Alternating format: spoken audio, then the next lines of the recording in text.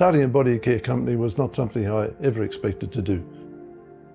I started the body care company because I wanted to raise funds for a health centre, preventive health centre in Toowoomba. So that's what we're doing by running Necessity. The word natural is a word that has been misused in the commercial world. They try to use it for everything. Natural means to me something that hasn't had all kinds of things added to it or taken out of it or whatever. It's natural. It's not chemically treated, it doesn't have the residue of all sorts of chemicals still in it. I got in contact with Peter Bamford, who is a naturopath specialising in aromatherapy. And when I found out that he was making some really good skin products, I talked to him and we decided that we would specialise in therapeutic products and also products that are based on essential and plant oils.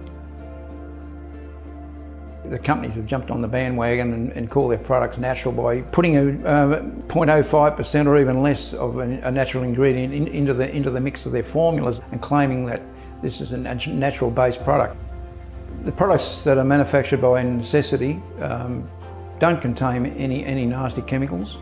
I think our products are probably far in advance of many that are on the market today.